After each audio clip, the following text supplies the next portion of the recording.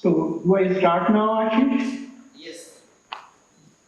Okay, thank you so much. Thank you.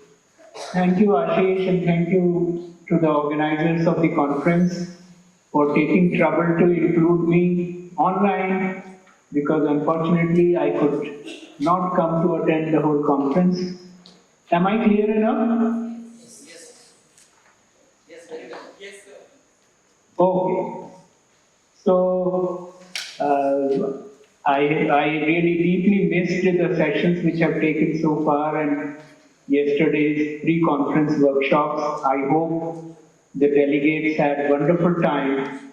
And maybe what I'm going to say might in some way repeat some of the things which have already been said in the conference. So pardon me for that. And of course, I am also conscious that the other panelists may be, I had a brief discussion with them and I had thought that we should have this session as a storytelling session where each one of us has muddled through and plowed through the fields of trying to develop IKS concepts and constructs. Are you saying something, please? Okay. So now we have lesser time. So I suppose each one of us cannot have more than 10 minutes. So I will quickly tell you the initial part of my story because I believe that is important because that gave me lessons for the rest of my academic career. So as my brief biodata has indicated to you, I did my PhD from IIM Ahmedabad under the guidance of Professor Udapare, Professor T.V. Rao and Professor Narayan Shilpi. And I must admit that I was totally enamored by the American ideas that I read about. And sometimes in a lighter vein, I say I had best American education in India because Ahmedabad has had long association with Harvard Business School. However, after completing my dissertation, I decided to work in industry, though I was very clear that I would get into academia finally. So I joined as an HRD manager in an engineering company in Baroda, which perhaps was also indicated in my biodata. There I worked very seriously for 4.5 years. But I discovered some interesting things which later on became seeds of new ideas. And that's what I believe is very important, that managerial experience can be a great source of developing concepts and constructs, whether taken from the ancient Indian wisdom literature or otherwise. So what I saw in the field was that American idea of, at that time it was very popular, management by objectives, which was used in the performance appraisal systems, was not working very well. People made a mockery of it. Secondly, the chairman of our company was a great enthusiast, was a great intellectual, and very progressive. So he brought in the Japanese idea of quality control circles into his company. At that time, Government of India was also promoting quality circles for improving participation of employees as well as productivity. And because I was in the company, anyone from outside would have asked, they would have said, oh yeah, we have wonderful quality circles. But inside the company, by talking to managers, I knew that the managers and workers were treating it just a way to please the chairman. And very little work was happening on the ground. And only annual conferences used to happen where people used to present case studies of improvement, which were really not exactly fabricated, but created a few weeks before the conference, mainly for the purpose of presentation. It left me puzzled, but I did not know what to do. My learnings in Ahmedabad did not help me in this conundrum.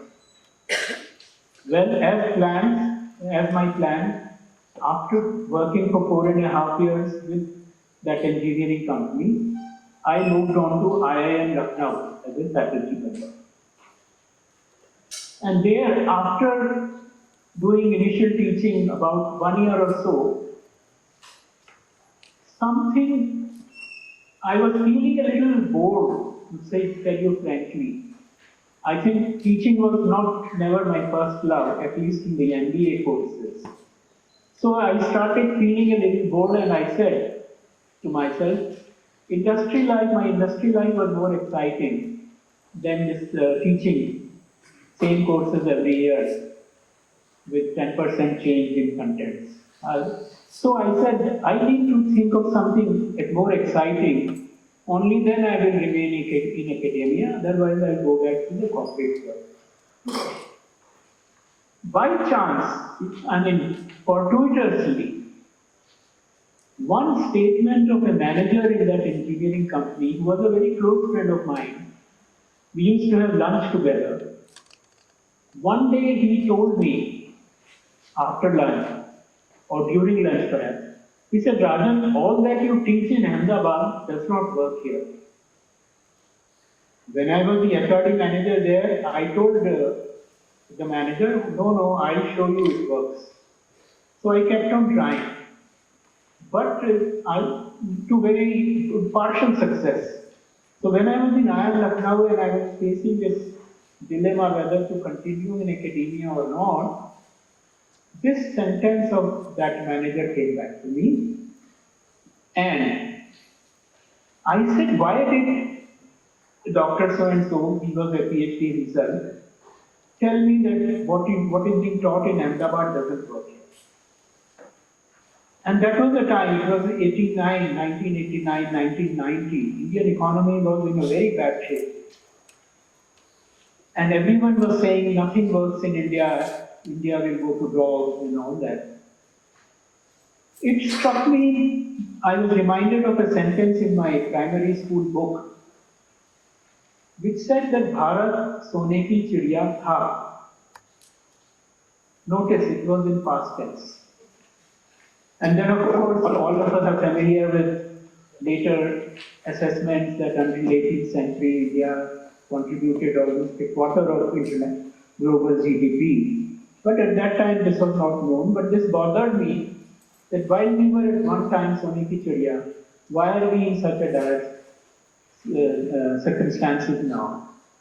And that became the trigger for me to search for more India-relevant ideas. And just since our time is limited, let me just now, last time I did in my introductory remarks is, I wish to emphasize this point, and I believe my understanding is Indian scholars tend to miss out on, is that ultimately explicit formal academic knowledge always comes in formal propositions in which concepts are the key actors. And the ultimate test of a true knowledge contribution to the discipline comes when your concepts find a place in the undergraduate textbooks. Until that happens, your ideas have not been accepted either in academia widely or in the practitioners' professional community. So this is what I saw, that this is a big problem, and though of course we are intelligent people in India, we can survive and we can run our companies to a certain level of efficiency, but we can never become world class. And I said to myself, unless we discover our own genius, we will not be able to go beyond the survival stage. So that to me was the trigger for research for Indian ideas, ideas in India, ideas developed by Indians living in India, doing their inquiry in India, and so on. So I think given the shortage of time, I will stop here. I have thought I will say a lot more about how this could be done, but perhaps since we have very experienced and able panelists, I'm sure they would be putting in their experience, which will be as great as mine. So I will just emphasize that for IKS to progress, we need to not only develop concepts and constructs from our ancient wisdom, but we also need to do more in terms of unleashing our own creativity. And maybe if there is time, towards the end of the session, I will say more about what do I mean by unleashing our own creativity. So, Professor Pandey, I think I'll stop here in the interest of time, and I will request you to take this panel discussion forward. Thank you.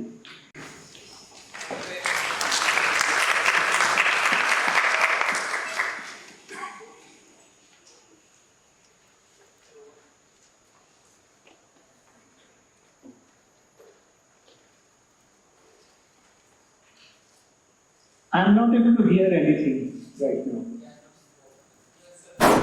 Yeah, so thank you very much, sir, as always. The, the very important message which probably I'm just repeating is that the concept formation.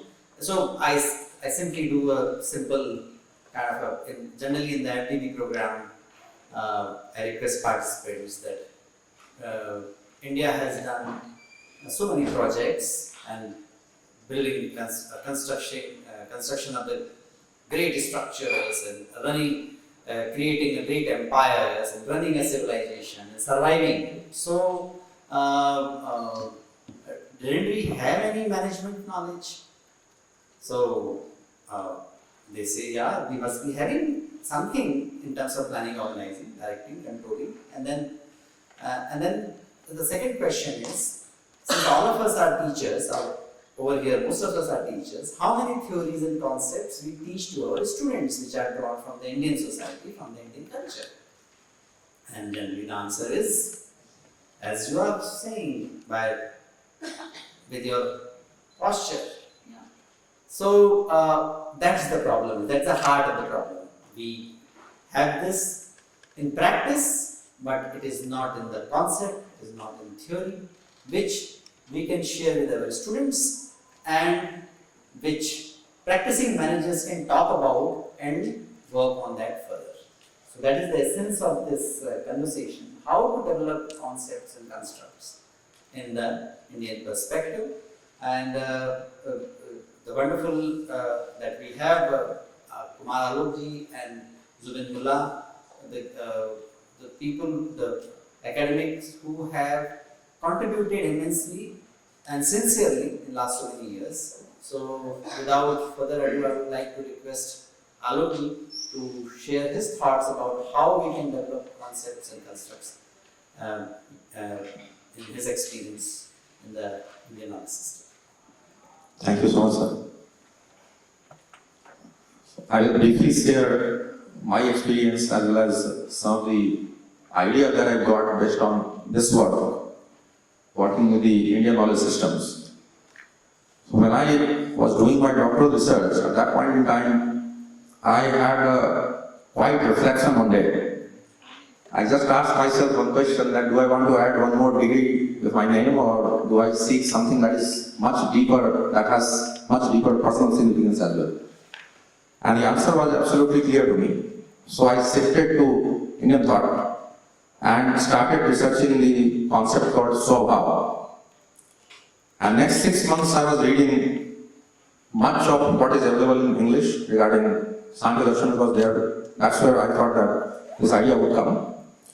And I was reading the English translations. In about 6 months, it became entirely clear that either the translations are way off the mark, or I am not going to get any insight from whatever I am reading here, including the translation from very reputed sources. For example, the English translation of Sankhya Karika by Swami Virupakshananda, Ramakrishna Mission. So it's not that the translators were not knowledgeable, just that the language was not suitable for the kind of inquiry that we are doing. As I started doing this research further, this realization over the years has grown stronger. That much of what we know in Indian thought is not amenable for English translation properly. For example, let us say the word dharma and its translation, common translation as righteousness. Now if you see the two fundamental assumptions that is here, number one assumption of righteousness is that is rooted in a single life paradigm. That life starts at birth, ends at death. And therefore, the idea of righteousness at best can be the norm of social reciprocity, from social exchange, nothing more than that. So we have, for example, the golden principle or golden rule of ethics, which Immanuel Kant says the principle of reversibility. Do unto others as you would like them to do to you. Now, the same idea, it appears, apparently the same idea, also appears in Padma Mahapurana, Srishtikhand, 19th chapter, 335 and 336 verse. Suyatam dharma saraswam srutva chaitat prathayatam atma pratigulani parashyama samajayat. Now it looks like similar, that I am telling you the essence of dharma, know it and keep it in your mind. What is that? Atma pratigulani, that which is against you, that which you do not want, do not do it to others. It appears similar. Now this is the first problem that we encounter when we start developing the Indian constructs, because the moment we read the translations, it appears that these two principles are very, very similar, which they are not. How are they not? Since do unto others as you would like them to do to you is rooted in single life paradigm and norm of social reciprocity, nothing beyond that. It's a behavioral practice. Therefore, if I like sweets and my guest is a diabetic person, this norm is telling me that I should offer sweets to the diabetic person, because that's what I would like to get. But on the other hand, the principle of dharma is rooted in the principle of karma siddhanta, which is in a multi-life paradigm, not just single life paradigm. And more fundamentally, what I like is sukh, and what I do not like is dukh. Not just the exact reciprocation or reciprocal behavior. So therefore, if I want to get happiness, the best way to get happiness is to give happiness. That's the fundamental principle of karma. And the best way to avoid suffering is to avoid suffering for others. And therefore, I would look into that when I eat sweets, I feel happy. But when my guest, what is that he wants? Or what is that which is suitable for him? So that idea will be fundamentally different, and that is what Sankhya Darshan says. The Yukti Deepika commentary, which is considered to be the most exhaustive commentary on Sankhya Darshan, ancient commentary, on the first verse of the Sankhya Karika, it defines that there are two fundamental kinds of tendencies that human beings have. Samanyatah prakriti dvivha. Tendencies are generally two kinds. Hit kama prayojana cha, ahit pratishedh prayojana cha.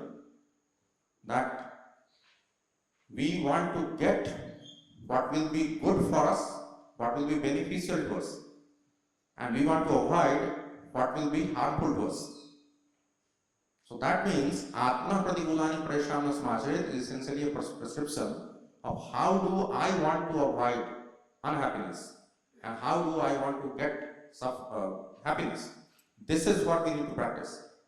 So meaning changes very fundamentally when we look at the basic idea that is present in the Sanskrit versus when it is translated to English. The biblical prescription, as you sow, so shall you reap. To a lay person, it appears to be the description of karma siddhanta, which it is not, because as per their understanding, there is single life, there is no multi life, and there is no consequence of actions as such. It is just the idea that reciprocal conduct is the norm.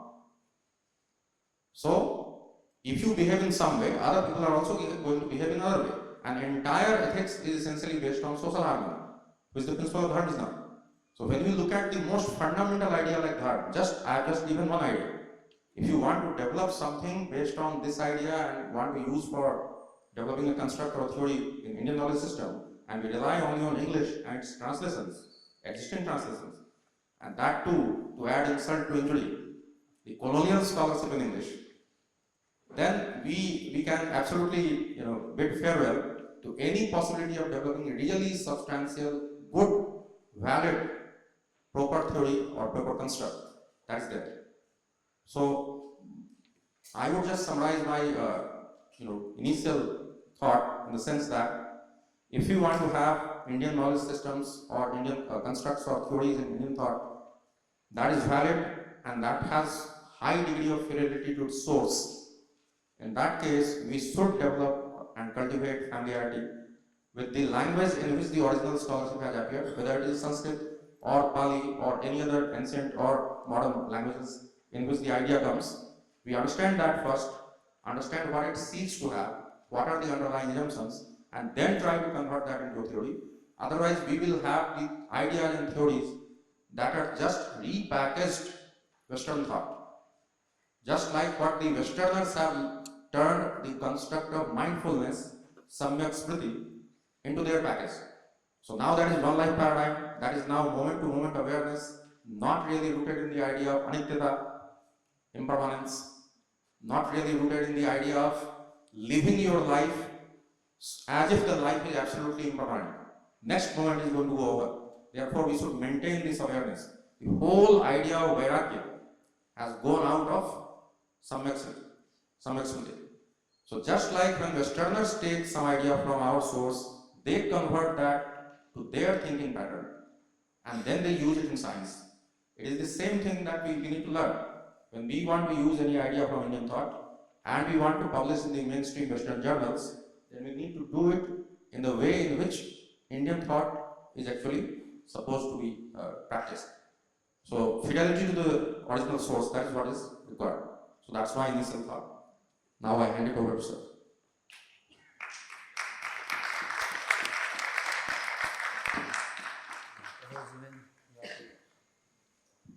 Yeah, so I'll tell a little bit about my journey, and I'm guilty of some of the things that Professor Bhavuk warned us against, and some of the things that Professor Alok is saying against. So my journey, I took a very safe path to my career. I did engineering like so many Indians do to get a decent job. I did MBA like so many Indians do, again to get a more decent job. And during the second year of my MBA, we had a course which talked about this Indian philosophy for leadership excellence, which now Professor Kumar Alok teaches. And in that course, we were introduced to the works of Swami Vivekananda, and that completely blew my mind. And it was almost as if there was this huge, bag of jewels which was lying with us all the time, and I had not looked at it, being brought up in India, and not having been exposed to these kind of thoughts. And one of the things that really intrigued me was this concept of Karma Yoga, that how can a person work without any desire? And I kept mulling over that, and I always wanted to do further study on that. But again, being the extremely cautious and safe temperament that I have, I said, let me first take a job. Don't give up the placement at the end of the second year of management, and let me continue with making some money, so that then later on, when I lead a life of a frugal academic, there will be some savings. So I worked for a couple of years, and around that time, this thought was there, to investigate more about Karma Yoga, to understand more about Karma Yoga. So I kept reading, I kept listening to lectures, talking to people, reading more of Vivekananda. Around 2005, I decided that this is enough. I quit my job. I started working in college, management college, to teach. And around that time, at least I didn't have too many role models who had taken up, Indian philosophy as a PhD topic. Most of the people who would do PhD in OB or HR would be on mainstream OB HR topics. You would do structural equation modeling, make sure sample is large enough, and get published in a decent journal. So there was always this uncertainty. Within Indian philosophy also there were two streams that we had been introduced to, which Professor Sinha would talk about. He would talk about idealized values and he would talk about operant values. Operant values are those which we see around us, the way people behave in India today as a result of the various economic, historical, social effects. And idealized values are what the scriptures, Vedas, Upanishads, etc. talk about. And somehow, somebody told me that Vivekananda had said somewhere that if you want to study a mango, you should study a good mango, not a rotten mango. So I said, okay, yeah, we should study the idealized values. And one paper was published at that time. This was Sumantra Ghoshal's last paper. And I was told that after he passed away, his son actually, his son signed this to the AMLE, and this is one of the most cited papers in the AMLE. Yeah. So I managed to get hold of that paper in 2005, and it talked about bad management theories are destroying good management practices. And in that paper, he said that look, all these economics theories that we are studying, the agency theory, etc., these are all based on assumptions. And these assumptions come from a gloomy paradigm of human nature, where they look at human beings as selfish, self-interested creatures. And that is being taught to students again and again, and that perpetuates this, and people put in place practices that reinforce it, which means that CEOs can never be motivated unless they get incentives, and you kind of perpetuate the same cycle again and again. And he called for stopping to teach these theories, and he said we should do research on good theories. So that kind of resonated with that good mango paradigm. And I said, wow, this is it. If Sumandra Ghoshal is saying it now, I think I can feel safe enough to take this up. So I went back to Excel to do my PhD. But then again, when I went there, the PhD student community were telling me stories, that so-and-so went to give a seminar in so-and-so institute, and he or she presented this Eastern paradigm, and they completely rubbished it and threw it out. So, if you want a job, and I wanted to do academics as a career, so I wanted that job, I wanted my faculty seminar to go well. So what I did was I took a lot of advice and support. I wrote to Professor Bhavok, and he was kind enough to respond. I met Professor Rajen, and he gave a lot of encouragement, but still I played safe. What I did was I had two versions of my thesis. So there was a version of my thesis where I had leadership and moral development, and that would stand on its own. And there was leadership and karma yoga, and that would stand on its own. So I said, look, this is for myself, the leadership and karma yoga part, and the leadership and the moral development part is for my livelihood. And I think that worked. At least the places where I went and I worked, they were not very open initially towards these ideas, and it worked for me. I'm not sure now things have changed, things are better. The way I went about my thesis, I'll quickly tell you that. So I did not have the advantage of knowing Sanskrit or being familiar with the scriptures, and also we used an Indian translation. We used the Gandhi's translation of the Gita, and we did a kind of content analysis, and we used that to build the framework for Karma Yoga. And one of the first things we did was we built a scale, and once we had the scale, we could correlate that with so many other relevant constructs that we managed to get a series of papers where we validated the construct of Karma Yoga. After that, of course, there have been a lot of refinement. Ajinkya and Surya Prakash Bhati and all have added, and I'm sure many more people will add. But I think that journey was fascinating, and this was my way of going about it, given my worldview and what I faced. Now I think things are different. I'm not sure if people would face the same challenges getting into Indian knowledge systems today. Yeah. Thank you.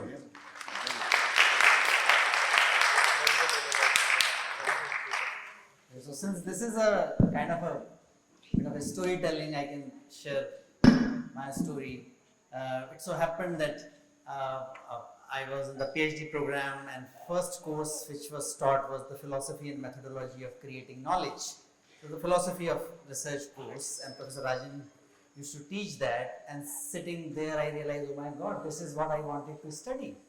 So I am home, because before that I was working in a corporate and did my MBA, and kind of there was a sense that I need to do something which is related to the Indian wisdom and Indian culture.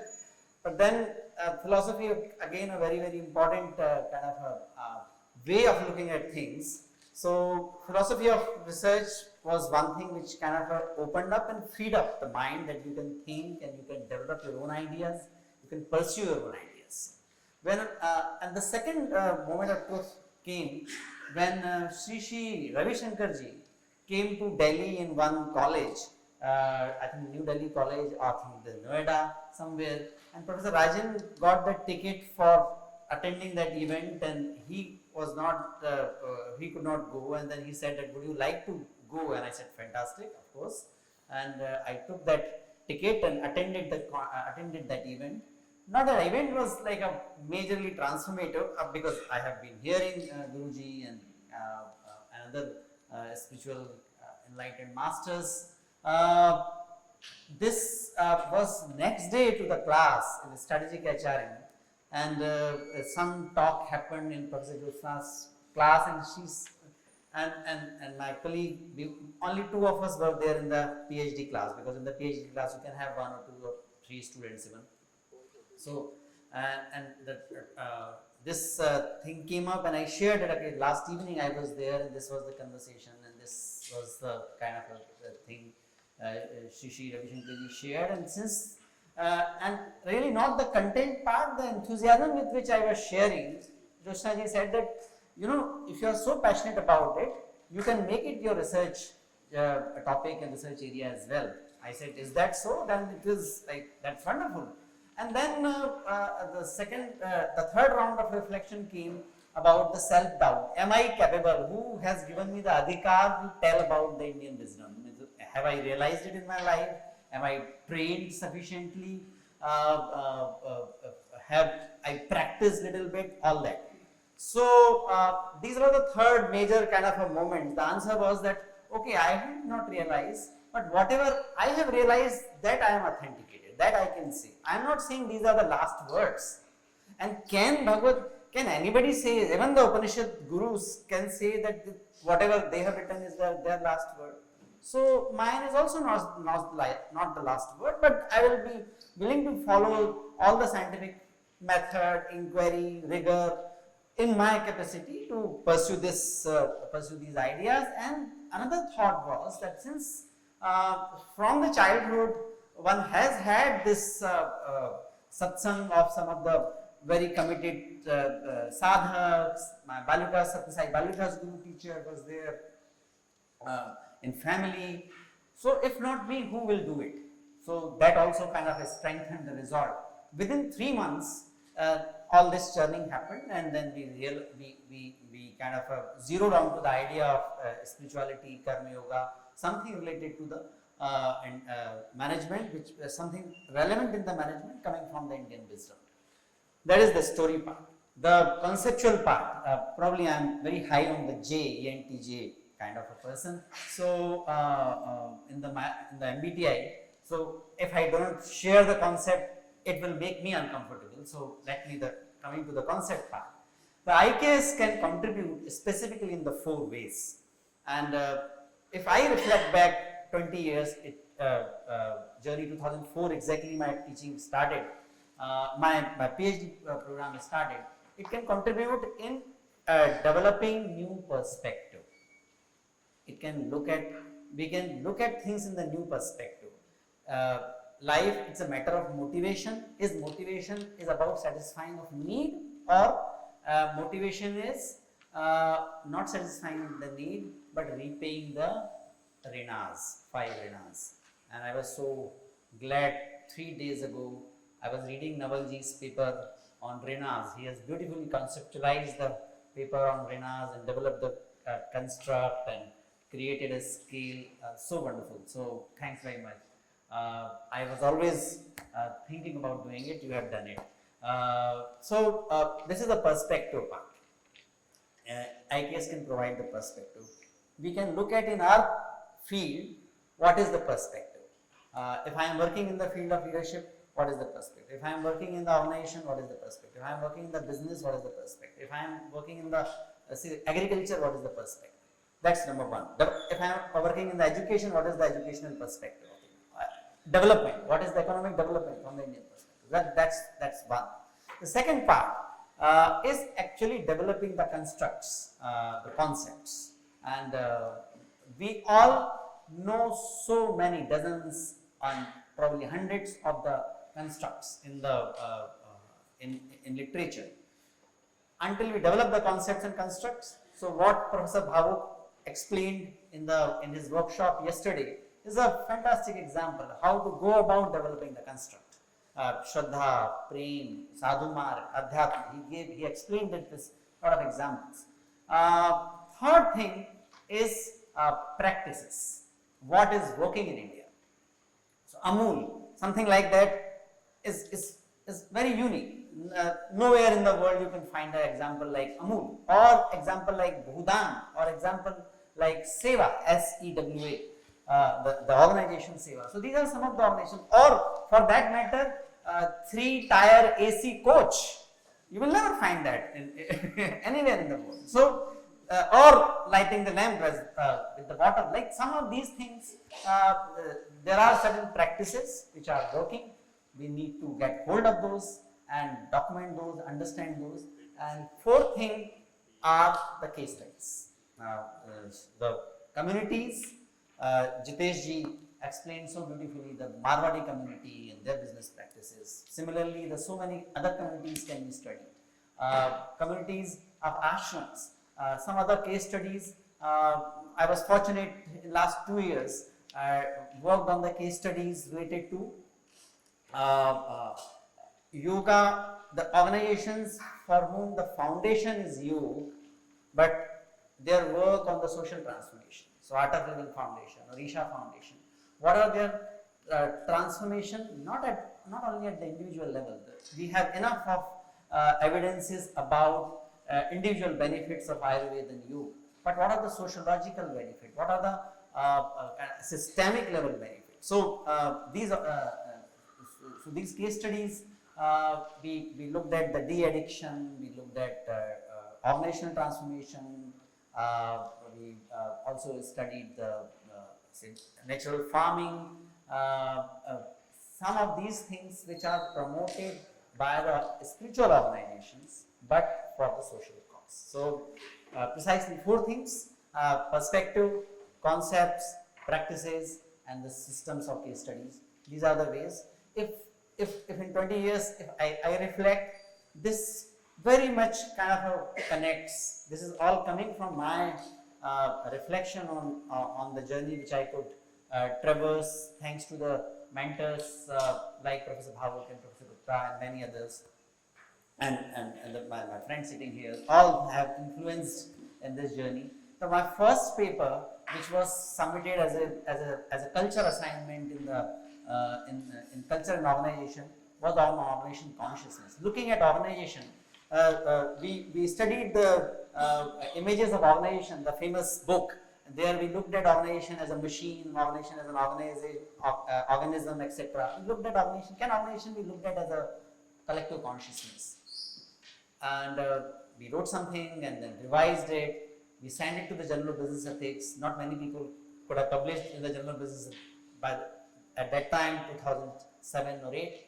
And the review came, and that was encouraging. And we refined the idea, and then the first paper, and it was actually a perspective paper, looking at organization, and we could kind of critique materialistic way of looking at organization, consciousness, or socialistic way, etc., and then how the Vedantic way perceive organization, and what are its implications. Second journey was converting this perspective into a concept. Of course, that is also an interesting story which I am not going to share. But then converting that consciousness into a construct. So spiritual climate became a construct, and then the rest of the 4-5 years we spent on spiritual climate, looking at its antecedent, consequence, and then the practice. So yoga is the practice. So we looked at the yoga and its practice and its implications and the pathways, the psychological pathways through which it works. So rest of the papers, Ajinkya's work on Karma Yoga, he did rigorously the completion of the construction of the Karma Yoga, and then the Chirag's work on the yoga practices. These things were the practices. For this, we need to look at the implications and the consequence and the uh, consequence and the antecedents, and then the organizational case studies. So, so case studies are something which I always wanted to do, but now we could start some of the spirituality based, IKS based case studies, and that's why when Professor Rohan said that we must have a case study section in the conference, though we didn't receive as much as we expected, but then we have a separate section for the case study because that is the very fruitful for next round of constructs, practices, and maybe the perspective. So this is it. We still have like 7-8 minutes. Professor Rajen, whatever you suggest.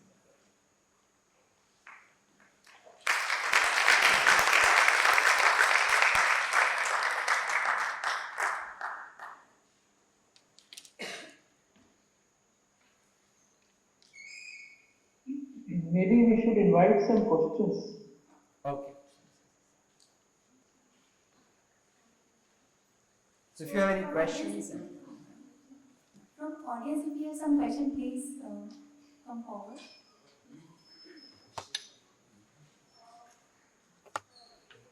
My question is for the panel. What would be your pathway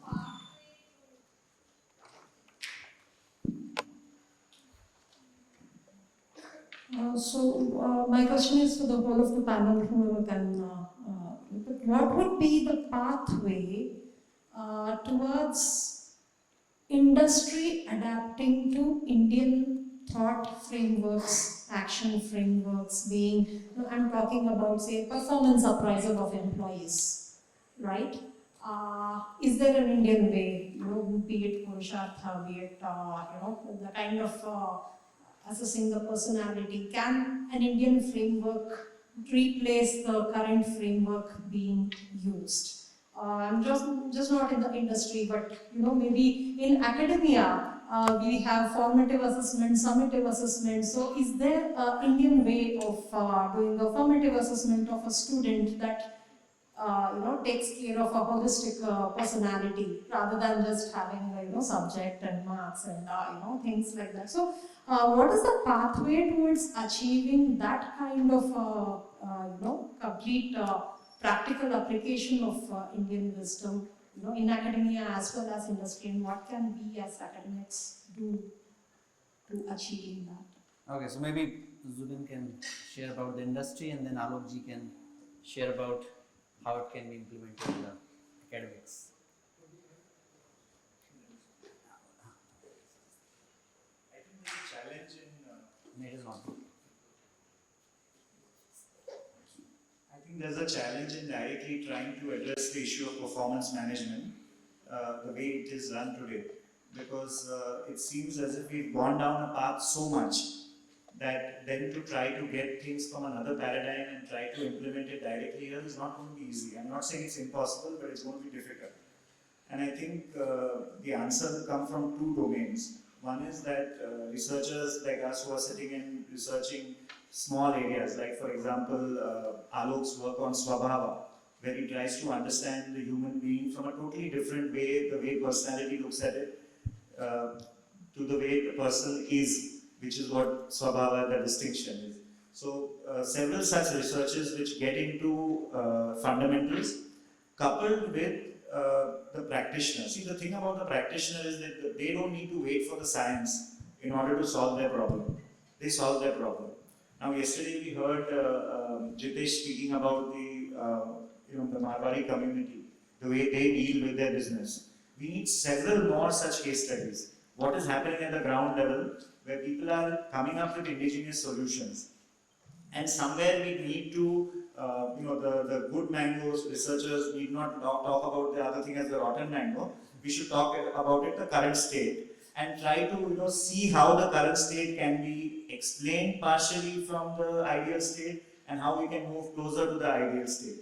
Because the current state will be a mishmash of real world realities coupled with some cultural past years. So I think having a lot of those case studies with a lot of such fundamental research that is going on will give us some more. And then conferences like this where we sit together with practitioners and try to resolve it. I'll just share one small point.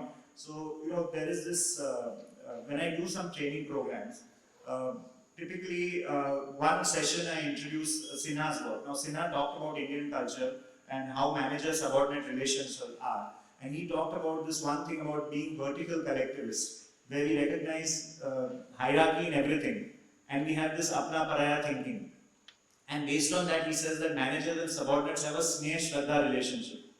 That means they take care of their subordinates in return for respect given by the subordinates. And the moment I say that, the climate in the room changes because everybody recognizes that I'm talking about them. And suddenly they say, this is what we see in our company. There is this sneh shraddha relationship. And there are these in-groups, and if you are out of that in-group, the fellow dominates you with power. If you are in that in-group, you get all the benefits. You go and ask your boss for advice all the time, even if it is not needed, just to reinforce the hierarchy. So these are things that they see every day.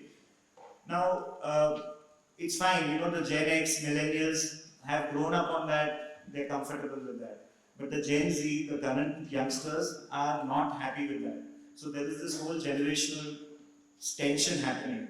Some of those aspects of what they call as paternalistic management, which is what the West calls the sneh shraddha thing, they're not very conducive with liberal values. Now, somewhere we need to sit and see what are the best elements of this. There are several good elements because we are saying treat your organization like your own family, take care of people's needs. All that is taken care of in the sneh shraddha thing. But how do we ensure that we adapt that model and get it more in line with today's needs so that Gen Z get the freedom that they crave without being stifled by the sneh shraddha thing. And that we need to talk and reason it out. Sorry for the long answer. No, this is not. And education?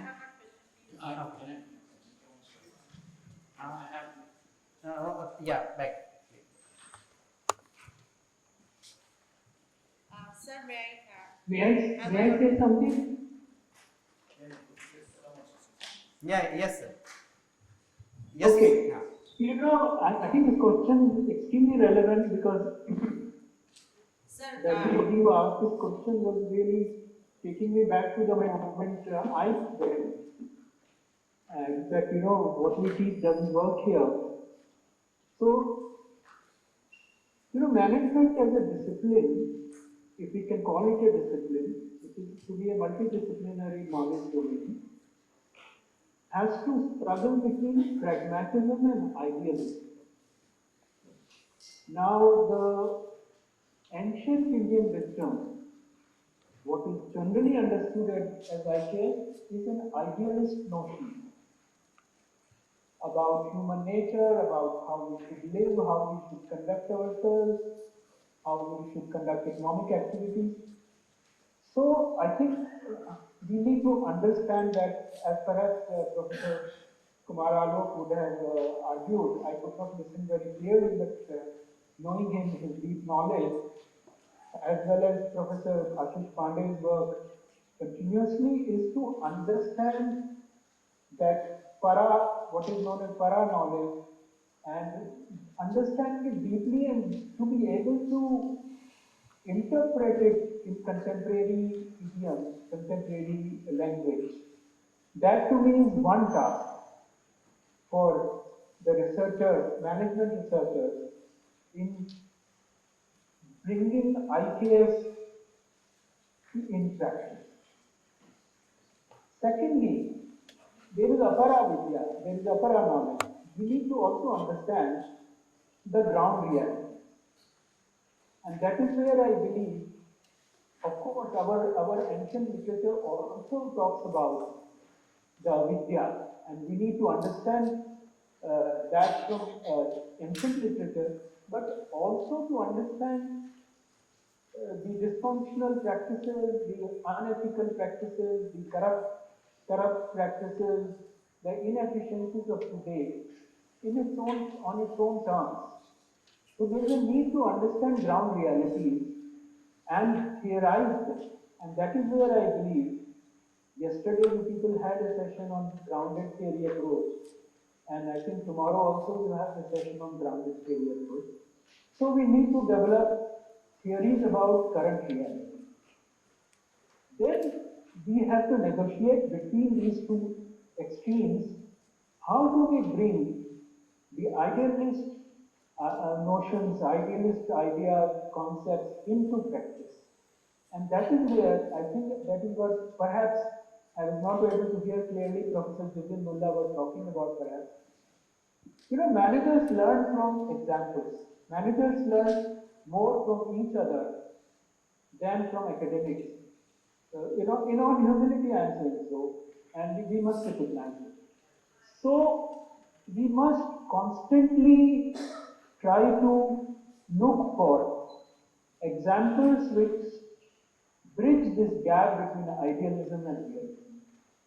Do deep studies, very rigorous studies, which can convince other managers that yes, it is possible to move from the state of current avidya to true vidya. So to me, that is a big area, and I think Professor Pandey was mentioning about case studies. And managers learn much more from case studies than survey research.